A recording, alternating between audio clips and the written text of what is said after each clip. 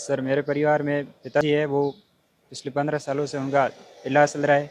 पिताजी और दादाजी दोनों का ट्रीटमेंट है वो जोधपुर से ले रहे हैं। और दोनों मानसिक रूप से विकसित हैं। जी सर। अच्छा।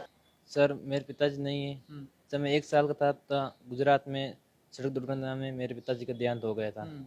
तब से घर की स्थिति बहुत ही खराब हो गई आर्थिक रूप से, और फिर 10वीं तक मैंने गवर्नमेंट स्कूल सरनुपंज से की है।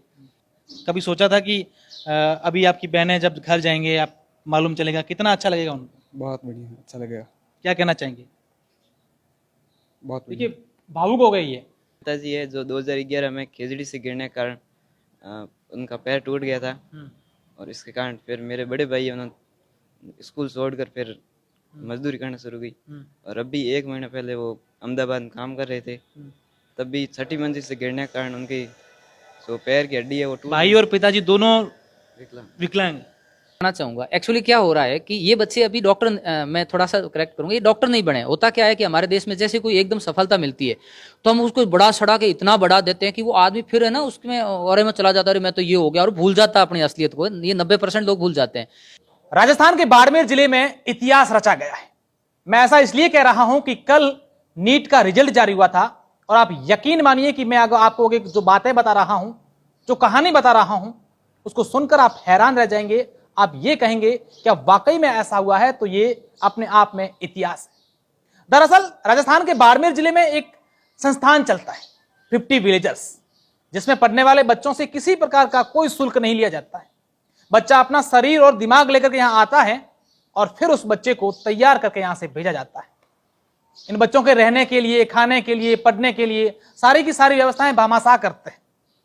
और कुछ लोग हैं, मैं यूं कहूंगा कि कुछ ऐसे विरले लोग हैं जिन्होंने ठान रखी है कि बस हमें तो इन बच्चों की सेवा करनी है, इन बच्चों को आगे बढ़ाना है। ऐसा क्यों? ऐसा इसलिए कि मेरे इर्द गिर्द जो बच्चे बैठे हैं इनमें से कोई बच्चा ऐसा है जिनके पिताजी नहीं है, कोई बच्चा ऐसा है जिनके पिताजी हैं लेकिन कई सालों से चारपाई पर है, बीमार है। कोई बच्चा ऐसा है जिनके पिता और दादा दोनों मानसिक रूप से विकसित हैं।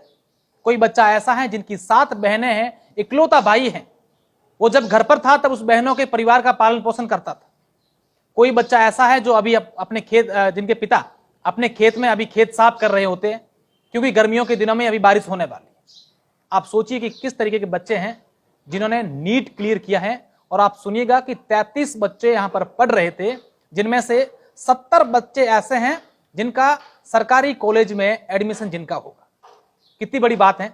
मैं कुछ बच्चों से बात करूंगा और उसके बाद डॉक्टर भरत सारन से बात करूंगा। इन तमाम प्रकार का जो श्रेय है वो प्रमुखता से इनको जाता है, इनकी टीम को जाता है। मैं सबसे पहले सूर्य प्रकाश से बात करूंगा। वाकई में नाम जिस तरीके से सूर्य प्रकाश, उसी प्रकार का काम किया है। सूर्य प्रकाश को 650 नंबर मिले हैं। सूर्य प्रकाश 670 नंबर, 20 नंबर मैंने कम कर दिया। अब देखिए 670 नंबर 720 में से। सूर्य प्रकाश आपका गांव कौन सा है? सर मेरा गांव नोखड़ा है। नोखड़ा।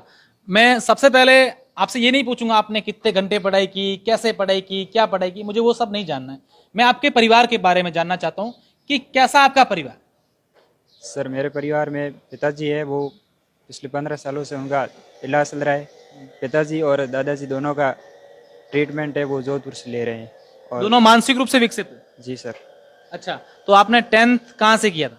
10 सर सरकारी स्कूल नोखड़ा से ही की। हाँ। तो उसके बाद क्या किया 10th करने के बाद?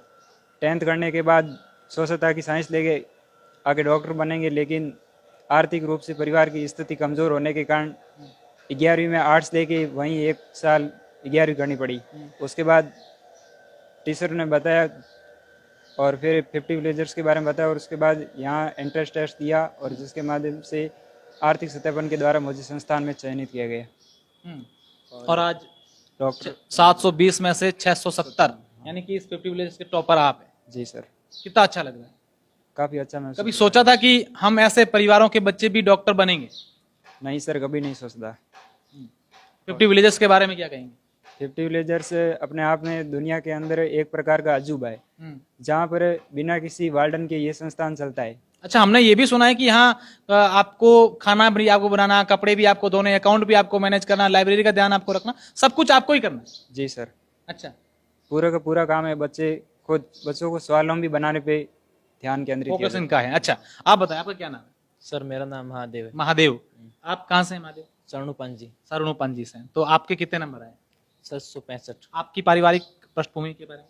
सर मेरे पिताजी नहीं है। जब मैं 1 साल का था गुजरात में सड़क दुर्घटना में मेरे पिताजी का देहांत हो गया था।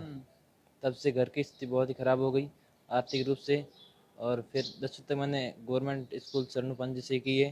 उसके बाद मेरे भाई ने यहाँ 50 का फॉर्म भरा, परीक्षा की तैयारी करी, फिर मेरा आर्थिक रूप से सत्यापन हुआ और 50 में साइन हुआ। तो अब क्या कहना चाहेंगे 50 विलेज के बारे में? 50 विलेज के बारे में यही कहना चाहूँगा, परिवार में कौन है और आपके? परिवार में 2 भाई है और 2 बहन है। 2 भाई और 2 बहनें। हाँ। अच्छा, हमने सूर्य प्रकाश ये भी सुना है कि आप जब यहाँ थे, आपके पिताजी के दवाइयों के लिए आप किसी गौशाला में वहां पर जाकर के उनको चारा खिलाते थे, उनका वो कुछ काम करते थे, सही है? जी सर, पिछली बार नीट एग्ज़ाम देने के बाद मैंने रिजल्ट आया वो तब तक मजदूरी भी की थी, और मजदूरी करने के बाद जब एग्ज़ाम से 4 महीने पहले वापस संस्थान के अंदर आ गया और दोबारा तैयारी शुरू की, और इस प्रकार वापस सफलता मिल गई।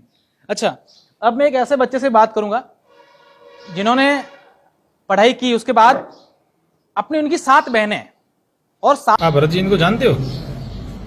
जो मेरे पास खड़े हैं, मैं परिचय करवाता हूँ।